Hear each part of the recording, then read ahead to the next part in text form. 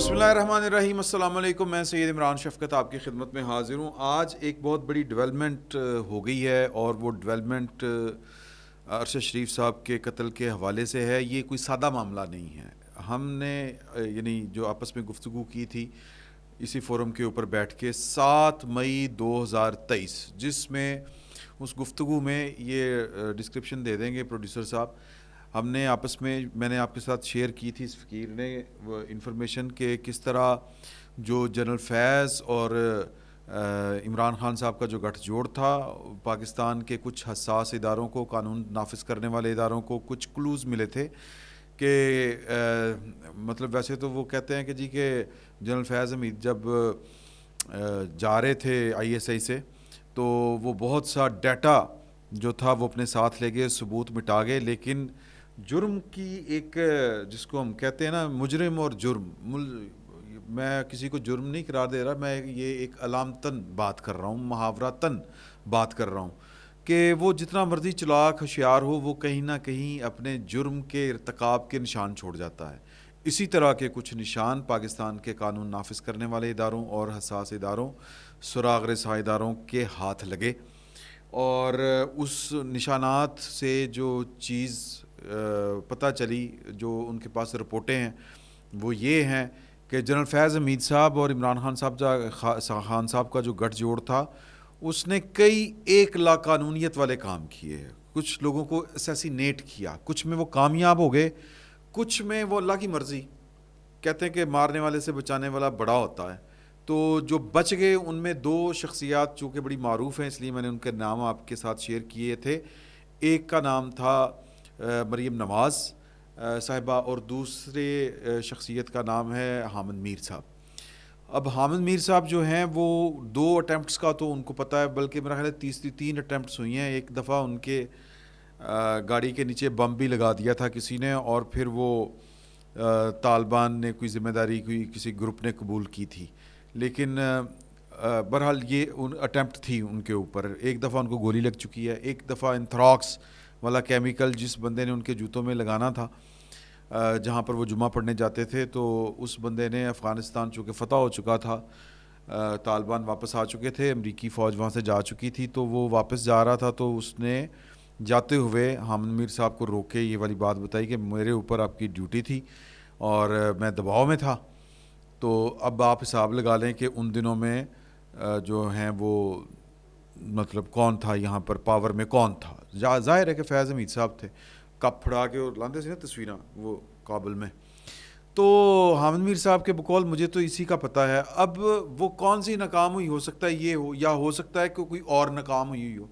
उसी इन्फॉर्मेशन में मैंने पहले भी ये वाली बात की थी कि मैं किसी के ऊपर इल्ज़ाम नहीं लगा रहा, मैं आपके साथ एक ख़बर शेयर कर रहा हूँ। इस तरह की जो एविडेंस होती है कानून नाफिज करने वाले इदारों की और हसास इदारों की, जो रिपोर्टर पार्टी होती है, वो अपने ऑफिशियल्स को तो बताते हैं, लेकिन जब तक किसी कोर्ट ऑफ लॉ में ये रिपोर्टें जो हैं वो कबूलियत का दर्जा ना पाएँ, वहाँ पर ये जो स्क्रूटनी होती है या जो क्रॉस एग्जामिनेशन होता है, ये रिपोर्टें जब तक किसी कोर्ट ऑफ लॉ से सनद ना पाएँ कबूलियत की, तब तक इन रिपोर्टों की कोई हैसियत नहीं होती। ये महज जो इंतज़ामी मामलात होते हैं जो हसास अदारों के और कानून नाफिज करने वाले इदारों के, वो उन्हीं के खाते में रहते हैं, लिहाजा इसके ऊपर बहुत ज़्यादा रिलाई भी नहीं किया जा सकता। लेकिन हर चीज़ जो है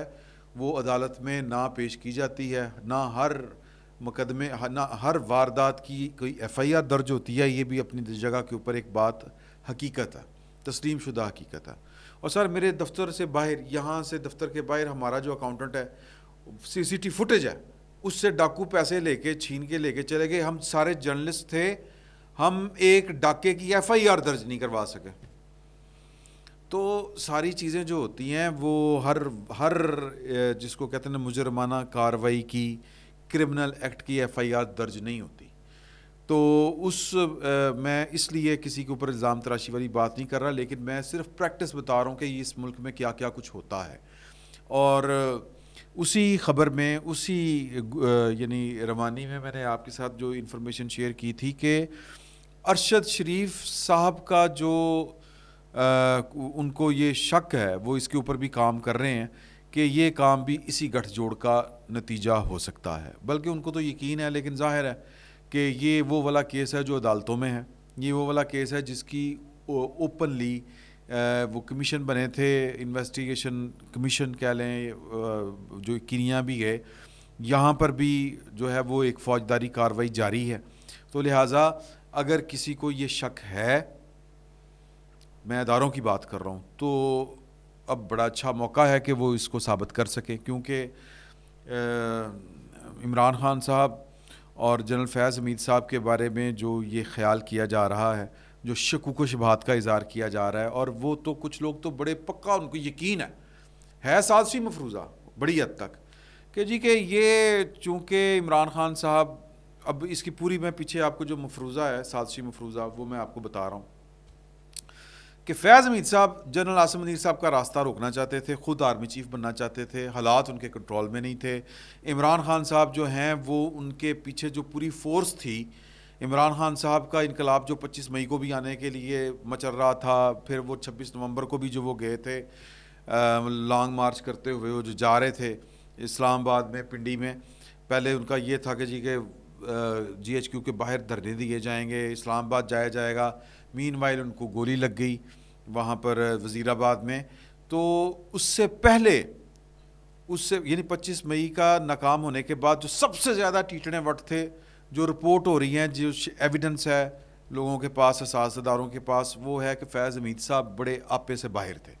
کہ یہ خان صاحب ناکام کیوں ہو رہے ہیں. اور وہ خان صاحب کو کہتے تھے، خان صاحب جب تک آپ آئیں گے نہیں اقتدار میں تو پھر یہ کام ٹھیک نہیں ہونا. تو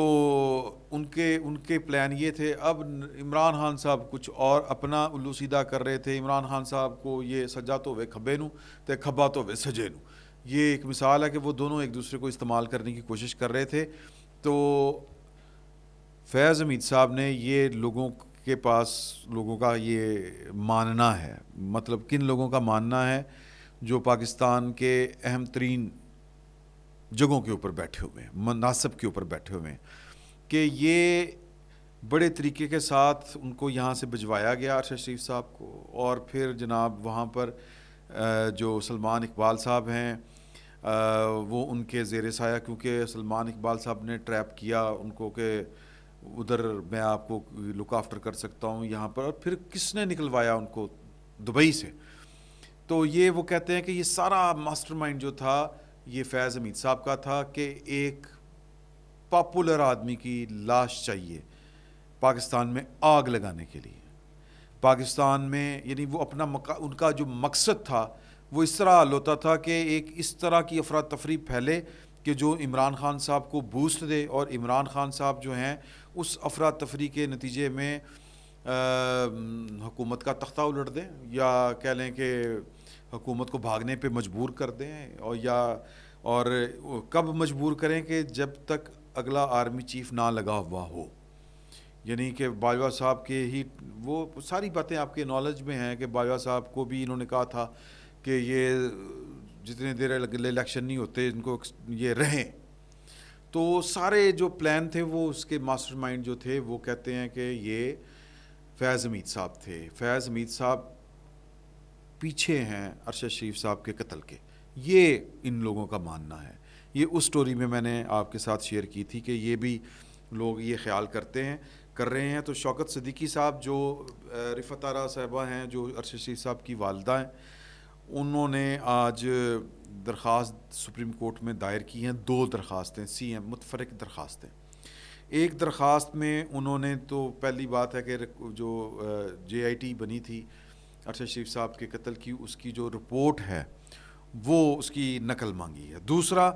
انہوں نے ایک درخواست دائر کی ہے. انہوں نے کہا کہ جی کہ اس درخواست کا پیرا نمبر 5 ہے، یہ آپ کے سامنے لکھا ہوا آ رہا ہوگا. اس میں انہوں نے کہا کہ جی کہ یہ وہ افراد ہیں جو بڑے کلیم کرتے تھے کہ ان کے پاس بڑی انفارمیشن ہے ارشد شریف صاحب کے قتل کے حوالے سے، تو جو مطلب ہر حوالے سے ارشد شریف صاحب کا قتل کون انوالو ہے کون نہیں ہے، تو ان کو شامل تفتیش کیا جائے. یہ کون لوگ ہیں؟ یہ جناب عمران خان صاحب ہیں پہلے نمبر کے اوپر، former prime minister of Islamic republic of Pakistan. دوسرے نمبر کے اوپر فیصل واڈا صاحب ہیں، جنہوں نے ٹی وی کے اوپر بارہا یہ کلیم کیا ہے کہ ارشد شریف کے پیچھے کون ہے وہ بتاتے ہیں، ان کا وہ اشارے جو ہیں ان کے بھی جنرل فیاض حمید صاحب کی طرف جاتے ہیں. پھر جناب کس کے پاس لیپ ٹاپ رہا اور کون جو ہے وہ ارشد شریف صاحب کے ساتھ آخری رابطے میں رہا، وہ مراد سعید صاحب ہیں، فارمر منسٹر ہیں، ان کا نام ہے. سلمان اقبال صاحب کی وہ پناہ میں تھے. سلمان اقبال صاحب نے ان کو یہاں سے دبئی سے کینیا بھجوایا. وہ جو وقار وغیرہ خواجہ جو بھی تھے لوگ وہ سارے کے سارے ان کے فرنٹ مین ہیں. اور پھر عمران ریاض خان صاحب یہ ان دنوں خود لاپتہ ہیں. ان کو بھی انہوں نے کہا کہ ان کو شامل تفتیش کیا جائے تاکہ ارشد شریف صاحب کے قتل تک پہنچا جائے. تو مجھے یہ لگ رہا ہے کہ کچھ سر یہ کچھ نہ کچھ اس پوری جو سازشی مفروضہ ہے، ویسے تو پاکستان میں کبھی بھی، ویسے تو دنیا بھر میں لیکن پاکستان میں خصوصاً کوئی بھی کبھی بھی سازشی مفروضہ جو ہے وہ کامیاب نہیں ہوا. تو مجھے لگتا ہے کہ اس کے پیچھے کوئی نہ کوئی ہو سکتا ہے. لیکن میں پھر بار بار وہی بات کرتا ہوں کہ یہ چونکہ کورٹ آف لاء میں معاملہ ہے تو یہاں پر وہ چیزیں ثابت کی جا سکتی ہیں. اگر کسی کے پاس کسی قسم کے کوئی ثبوت ہیں تو سازشی مفروضوں سے نکل کر یہاں پر ٹھوس شواہد کے ساتھ اگر کسی نے کوئی کرمنل ایکٹیویٹی کی ہے، اگر کسی نے ارشد شریف صاحب کے قتل کی سازش کی ہے، جس طرح کے یہ کہانیاں بیان کی جاتی ہیں یا خدشات کا اظہار کیا جاتا ہے، اگر کسی کے پاس کوئی ثبوت ہیں تو اس انکوائری میں یہ court of law, supreme court Pakistan میں اس سے بڑی کوئی عدالت نہیں ہے. یہ پروسیجر جو ہے کرمنل پروسیجر آلریڈی ایکٹیو ہے. تو یہاں پر یہ والی چیزیں ثابت کی جا سکتی ہیں، ہو بھی سکتی ہیں. اور مجھے یہ لگ رہا ہے کہ شاید کوئی اس میں اہم پیش رفت ہو جائے. اس کی وجہ کیا ہے؟ اس کی وجہ ہے کہ اگر ہم تھوڑا سا ٹھنڈے دل کے ساتھ جائزہ لیں، پاکستان کی جو پولیٹیکل پارٹیاں ہیں، دو بڑی پولیٹیکل پارٹیاں، پاکستان مسلم لیگ نون، اس کے قائد نواز شریف صاحب، اور پاکستان پیپلز پارٹی کے جو کو چیئر مین ہیں جناب آصف علی زرداری، ایون بلاول بھٹو زرداری صاحب، وہ بھی سمجھتے ہیں، ان کا یہ کہنا ہے. اور یہ انہوں نے پیغام رسانی بھی کی ہے، انہوں نے بیٹھ کے اس کے اوپر بات منوانے کی بھی کوشش کی ہے کہ جو عمران خان صاحب ہیں ان کا کیس جو ہے یا ان کو سزا جو ہے وہ چونکہ بڑی سویر ہے، جو 9 مئی کے واقعات سے متعلق ہے، وہ اگر ان کو وہاں سے سزائے موت ہوتی ہے یا عمر قید کی سزا سنائی جاتی ہے تو انٹرنیشنلی پاکستان کے اوپر بہت زیادہ پریشر پڑ سکتا ہے. 9 مئی کی جو نیریٹو پاکستان کی ریاست کے ہاتھ آیا ہے وہ نیریٹو الٹا پڑ سکتا ہے. تو بجائے اس کے کہ ان کو کسی فوجی عدالت سے سزا سنائی جائے، جو ایک عام پاکستان کی قوانین ہے، پاکستان کی عدالتیں ہیں، اس کے ذریعے ان کے خلاف جو ہے کئی مواد ہیں. مثال کے طور کے اوپر ان کے خلاف سب سے جو اوپن اینڈ شٹ کیس ہے وہ جس میں وہ نااہل ہوتے ہیں، وہ ہے اس کا 190 ملین پاؤنڈ کا. اور وہ میں نے آپ سے گزارش بھی کی تھی کہ زرداری صاحب کو کوئی بار نہیں ہے ان کے اوپر، وہ کہ جی میں نے فلاں کو بچانا ہے، میں فلاں کو روکنا ہے. وہ کہتے ہیں کہ اگر عمران خان کی جو ہے وہ اگر سیاست پھر دوبارہ سے زندہ ہو سکتی ہے کسی فوجی عدالت کے فیصلے کی وجہ سے، تو اس سے بہتر نہیں ہے کہ پھر کسی کی قربانی دینی پڑتی ان کے کسی دوست کی، احباب کی، تو کوئی بات نہیں. تو اس لیے یہ والا مقدمہ چلایا جائے. تو مجھے لگتا ہے کہ نہ صرف وہ مقدمہ، اس میں تو وہ جو ہے ان کو نااہلی سے زیادہ اور کوئی سزا نہیں مل سکتی. تو یہ جو کیس ہے اگر یہ واقعی ہے، اگر حقیقتاً عاصم منیر صاحب کا راستہ روکنے کے لیے جو جنرل فیاض حمید صاحب ہیں انہوں نے کوئی سازش کی اور کسی بے گناہ کی زندگی لے لی اور عمران خان صاحب اس سازش میں شریک تھے، تو پھر اس کا فیصلہ ہونا چاہیے، اس کی انکوائری بڑی دو ٹوک ہونی چاہیے. تو دیکھیں کیا ہوتا ہے، کیونکہ شوکت صدیقی صاحب جو ہیں وہ بڑے میچور، بڑے کمپیٹنٹ وکیل ہیں. اور وہ جو لوگ یہ چونکہ سارے کے سارے بیٹھ کے یہ عمران ریاض صاحب کہہ رہا ہوں، ایون عمران ریاض صاحب کا بھی ذکر ہے اس میں، بہت سے لوگ، یہ جو جتنے نام میں نے گنوائے ہیں یا جو انہوں نے لکھے ہیں، یہ سارے کے سارے بیٹھ کے اپنی سیاست چمکا رہے تھے. اگر کوئی ان کا اور جرم بھی نہیں ہے فرض کریں، تو انہوں نے پہلے بھی یہ کہا تھا، یہ بات کی تھی شوکت صدیقی صاحب نے کہ جی کہ یہ بیٹھ کے پریس کانفرنسوں میں سیاسی بیانات میں کہتے ہیں کہ ارشد شریف کے ساتھ بڑا ظلم ہو گیا، اس کے پیچھے سازش ہے، کیا ہے. تو پھر وہ کورٹ کی، عدالت کی، قانون کی مدد کریں، آ کے بیان دیں انڈر اوتھ. اب یہ بیان ان کو انڈر اوتھ دینا پڑے گا، اور پھر اس کے اوپر جو ہے وہ واقعاتی شہادتیں کلیکٹ کی جائیں گی. تو مجھے لگتا ہے کہ یہ ایک سیریس ایفرٹ ہے, کم از کم شوکت صدیقی صاحب کی طرف سے بڑی سیریس ایفرٹ ہے. اور اگر پاکستان کے ادارے جو سمجھتے ہیں, جن کا یہ خیال ہے کہ جی کہ یہ سارے کا سارا جو کھیل ہے یہ عاصم منیر صاحب کا راستہ روکنے کے لیے جنرل فیض حمید نے رچایا کہ ایک لاش عمران خان کے ہاتھ میں چلے, اور انہوں نے پوری کمپین عمران خان صاحب نے ڈیزائن کی تھی وہ کہ جی کہ ارشد شریف کی جب انہوں نے لانگ مارچ شروع کیا تھا تو ارشد شریف صاحب کی ان کے کنٹینر کے اوپر تصویر تھی, پھر اس کے اوپر انہوں نے وائٹ شیٹیں چڑھوائیں,